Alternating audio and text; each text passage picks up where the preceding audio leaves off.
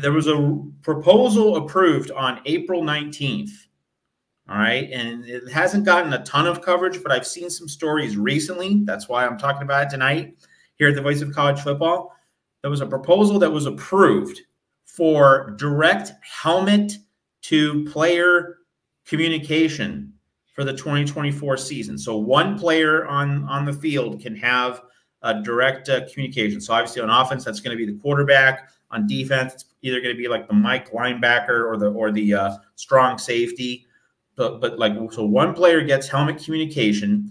And so to me, if you're a USC fan, you were looking for some vein of optimism, some reason to think, oh, USC could actually achieve more in 2024 than a lot of the pundits are expecting, than what the conventional wisdom generally says. This is it, right? Because now you have Lincoln Riley, the quarterback whisperer, being able to quite generally talk into Miller and Moss's ear before the snap. I mean, now that is a big advantage. You know, if you have a head coach who is an offensive genius, brilliant tactician, brilliant play designer, and you can talk to a quarterback through the helmet before a snap, you know, that is having a leg up on the competition. And I noted, Mark, I saw this in conjunction with some of the stories I've picked up about helmet communication over the past few days. Hugh Freeze at Auburn did not upgrade in the portal from Peyton Thorne because he felt that the helmet communication would enable him to max out Peyton Thorne. So like he didn't want to spend several hundred extra $1,000s for an upgrade because he felt that, hey, I'm Hugh Freeze. I'm good at what I do. With helmet communication, I can make Peyton Thorne an elite SEC quarterback. And I'm not going to say that Hugh Freeze is wrong, because Hugh Freeze he's achieved a lot in this business, you know, cast his personal life to the side. He's a really good coach between the painted lines on Saturdays. And so if a coach knows he's good and can maximize the quarterback that he has, I mean, you know, just one part of this discussion is that is going to affect NIL investments and the spending that coaching staffs and schools consider. But putting that to the side, if you have a coach who is a big league play caller, a big league play designer, and you now get this technology for helmet communication with your quarterback before the snap, that is a unique and profound advantage. And it's going to be very interesting to see if all of the offensive geniuses in college football do better than defense-first coaches, or perhaps, you know, if not necessarily specialist coaches, CEO-type coaches, you know, in the Mac Brown vein. Not so much associated with one side of the ball, but they're just like program managers and overseers who try to hire elite coordinators. Will the coaches that are offense first deliver better results in this first year of helmet communication in college football? That is a very interesting subject to tackle.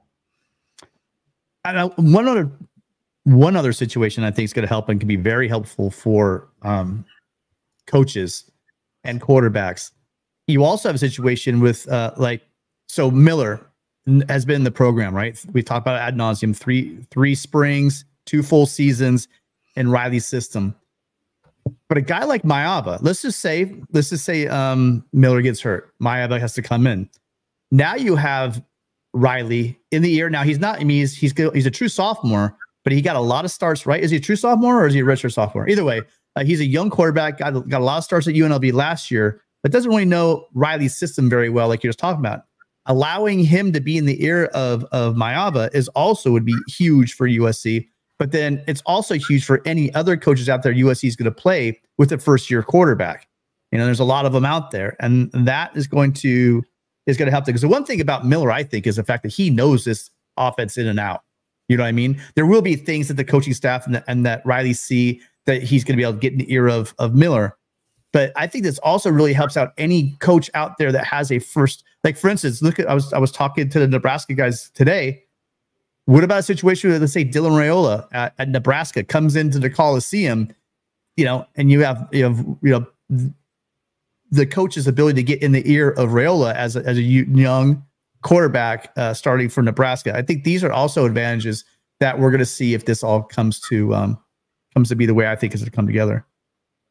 Well, Tim, you raise a really good point. That is this going to make freshmen specifically and underclassmen generally a lot more effective? And will that mean that coaches are going to be playing underclassmen a lot more because they can give them that quick little word of guidance before a snap, and they don't have to be quite as consumed with, oh, we need a veteran who's experienced. Now that you have this direct link with your quarterback, does that mean we're going to see, as a general trend, coaches turning to freshmen and underclassmen and being less hesitant to trust younger guys now that they have this helmet technology they can use? It's a really interesting I think I remember somewhere in there though that the communication cuts out at a certain point in the play clock. 15 seconds on the play clock. But to me, if you get, Lincoln Riley, Hugh Freeze, these other smart coaches, like, they are going to do specific things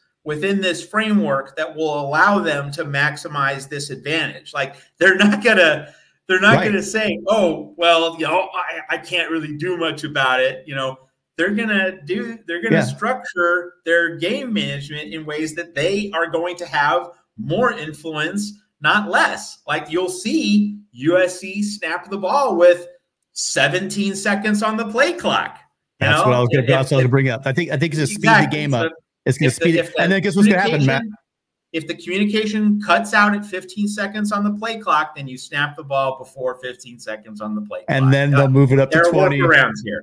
And they'll move it to, and then the rules committee will move it to 20, and then it'll move it to 25. Yeah, so it's gonna you're gonna see that window shrink a little bit. But yeah, there's gonna be that. That's why again, we have the new world of NIL. We're gonna have to see how the coaches get ahead of the curve and use this with the helmet communication. I totally agree with you. Do we think that the only reason that rule stands at 15 seconds and not all the way down to 0 is because of the speed of the game, trying to encourage coaches to?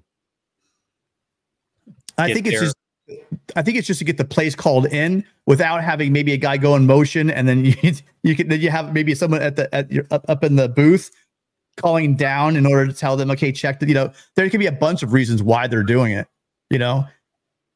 To me, I mean, I don't know this. I'm speculating along with everyone else, but to me, the idea of cutting off the helmet communication at 15 seconds on the play clock is, well, the quarterback has to figure out a few things, right? You can't have the coach being able to fully assess all the shifts in alignment, formation. Like, you're basically just allowing the coach to be on the field before every play in a sense. And so you still have to allow for the quarterback has to go through and make the reads, process things. Well, I don't have an issue with it either way, because even if you give the coach that extra 15 seconds, then you're also allowing for the opportunity for confusion. And some of these mad scientist type offensive minds are going to try to change 18 things in the last 15 seconds, and they'll do nothing but confuse their quarterback and make it even more difficult. So, well, now hold on. My question is, we got a couple of Michigan guys in the crowd right now. So how long does it take the University of Michigan to start hacking the signals and stealing the signals from the headsets? Sorry, Moose, I had to do it. I'm sorry. Sorry for that. It all depends on how much Connor Stalions left behind. No. Did he leave his database? Are all the trade secrets still left? I finally got Moose to come back to the show, and now he's going to leave because I had opened my mouth up. I know he is now. But anyway, so it'll be interesting. I like that, Matt. I mean, it's gonna be a fun cat and mouse game. And then, as Clint Moses said, that they're also doing the iPads on the sidelines as well. That's good. Probably was that. So it's like the NFL. Isn't the NFL doing that? So you can now you can't get film, but you can get shots. Is that correct? You can't have live motion, but you can get pictures of alignments. That's correct. Something like that. It's something in that vein. Yes. Okay. And so Trojan Fight brings up, how can they enforce this?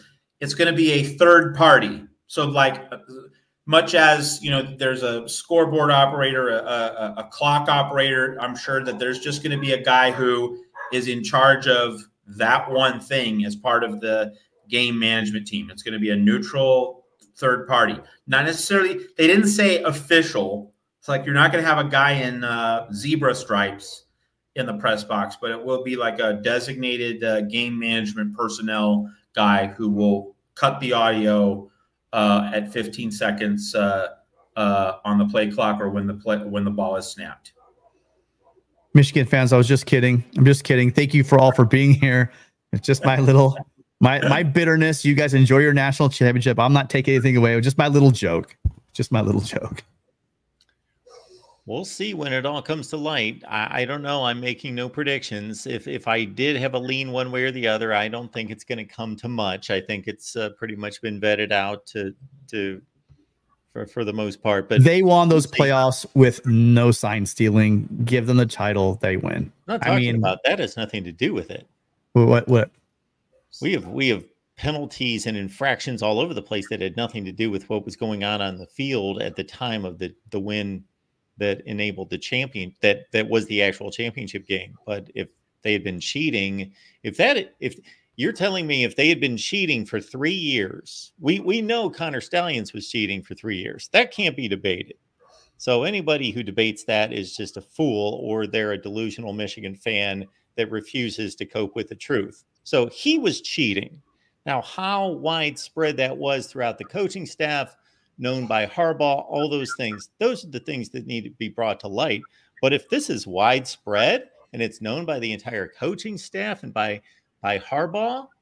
Okay, man, I didn't know. I don't really follow it that closely, but if that's what the weeds are going to be, yeah. Well, I mean, USC should have known that some felon who wanted to start up a new marketing agency was giving the Bush family free rent down in San Diego over 100 miles away. I mean, obviously they should lose their title then. I'm just kidding. Again, sorry, dude, they're never going to come back, you guys. The Michigan fans are gone for good now. I'm sorry, Michigan fans. I can't shut up. Yes, Matt, take over for a little bit. I don't have anything to add because I don't know how you can add anything to that.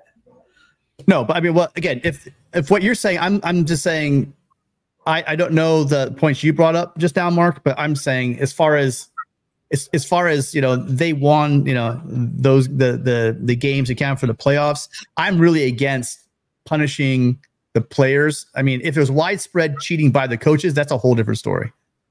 But I mean, for a couple of, what was come out about the Stallion stuff that happened during the season earlier in the year that had nothing to do with them winning that championship in that playoff. I'm kind of leaning towards. I hate the NCAA, so I don't care. I mean, at this point, I just want them. I don't want any more kids losing championships. I mean, I'm very biased, so there you go. It was decided on the field. That's how I look at it. Oh, it was decided on the field. Yes, it was. But I'm still trying to figure out what the disconnect is between winning games earlier in the season and making it to the championship. Those seem to be very connected to me. Fair enough. Appreciate y'all being here at the Voice of College Football, Trojan Conquest Live. We've got our buddy Joey here, and yes, Slap Happy. Thank you so much for the 5 spots, Slap Happy. Appreciate you being here. And Matt and I have 14 segments available to all of the channel members, and Joey has gifted a channel membership to somebody else. So some lucky person is going to get a USC, the Voice of College Football channel membership. And again, that involves and includes 14 deep dives from Matt and myself, and maybe we'll produce some more coming up this summer as well. And I'm gonna do a little guinea pig thing, Mark, for our members. I remember we were trying to talk about how to do live streams. Yes, I'm looking at, and there's a couple out there of games. Like there's videos of USC full streams, and someone explains to me out there. If you guys know it, leave us a message in the comment section or send me a DM at Twitter. But explain to me how they have full like Orange Bowls and Rose Bowls on YouTube for 4 or 5 years and they have been shut down. I'm trying to figure that one out.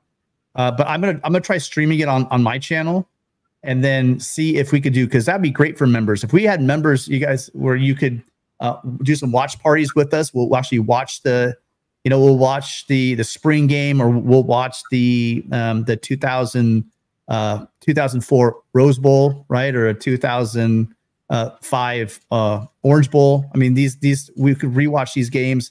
Let us know if there's interest for that as well. But I've always wanted to do it. We tried doing it in the past and there was streaming issues, but I figured out through StreamYard now that we could actually play the video if I just rip the video off and then play it. So there's that thought. Let us know in the chat. Let us know in the comments or chat if you guys are interested. And if you have any topic suggestions for Matt and myself, please let us know and we will accommodate those. So thank you for that, Joey. We appreciate it, sir. Yes, very much so.